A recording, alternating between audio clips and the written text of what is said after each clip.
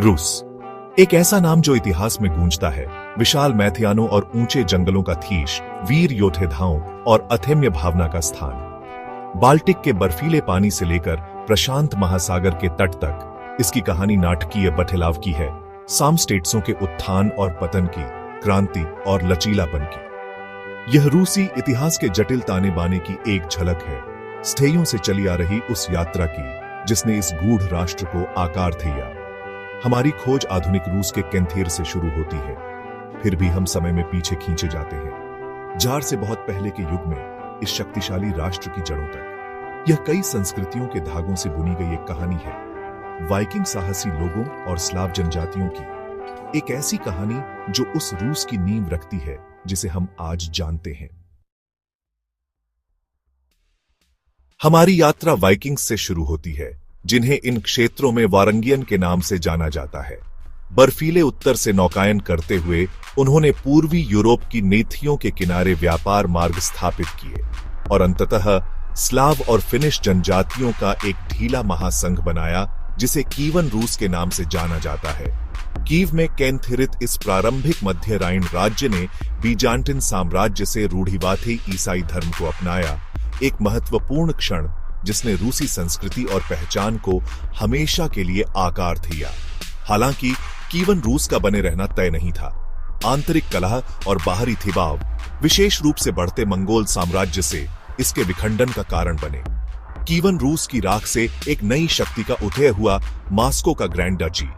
महत्वाकांक्षी राजकुमारों के शासन में मास्को ने धीरे धीरे अपनी शक्ति को मजबूत किया, मंगोल वर्चस्व के जुए को उतार फेंका और एक एकीकृत रूसी राज्य की नींव रखी।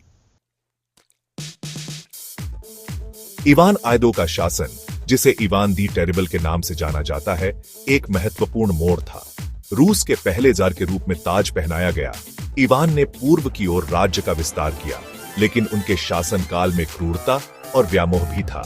फिर भी यह पीटर द ग्रेट के अधीन था कि रूस वास्तव में एक यूरोपीय शक्ति के रूप में उभरा।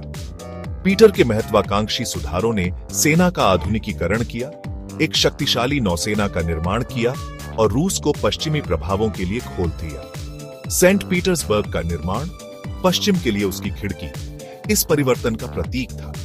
पीटर के बाद आने वाले त्सारों ने रूसी क्षेत्र और प्रभाव का विस्तार करना जारी रखा, लेकिन शाही भव्यता की सतह के नीचे सामाजिक और आर्थिक तनाव उबल रहा था।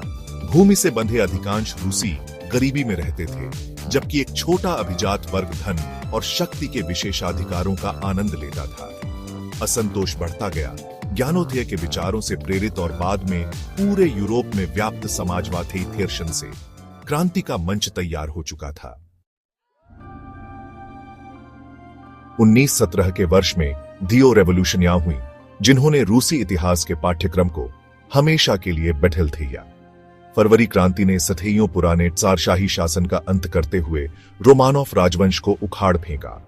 करिश्माई व्लादिमीर लेनिन के नेतृत्व में बोल्शेविकों ने अक्टूबर क्रांति में सत्ता पर कब्जा कर लिया, शांति, भूमि और रोटी का वाथिया किया। इस प्रकार सोवियत युग की शुरुआत हुई, जो अभूतपूर्व सामाजिक और आर्थिक उथल पुथल का त्योर था।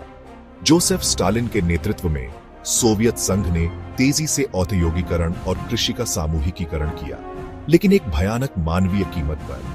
जबरन सामूहिकीकरण और स्टालिन के शासन के किसी भी कथित विरोध को समाप्त करने वाले पर्स के दौरान लाखों लोग मारे गए। फिर भी सोवियत संघ द्वितीय वर्ल्ड युद्ध की राख से एक महाशक्ति के रूप में उभरा, जो संयुक्त राज्य अमेरिका के साथ देश को लंबे शीत युद्ध में बंद था। 1991 में सोवियत संघ का पतन एक युग का अंत था। रूस ने एक बार फिर खुद को एक चौराहे पर पाया। बाजार अर्थव्यवस्था में परिवर्तन उथल पुथल भरा था, जो आर्थिक तंगी और राजनीतिक अस्थिरता से चिह्नित था। आज व्लादिमीर पुतिन के नेतृत्व में रूस अपने लंबे और अक्सर अशांत इतिहास द्वारा आकार दिए गए एक जटिल भू राजनीतिक परिदृश्य को नेविगेट करते हुए वर्ल्ड मंच पर खुद को फिर से स्थापित करना चाहता है।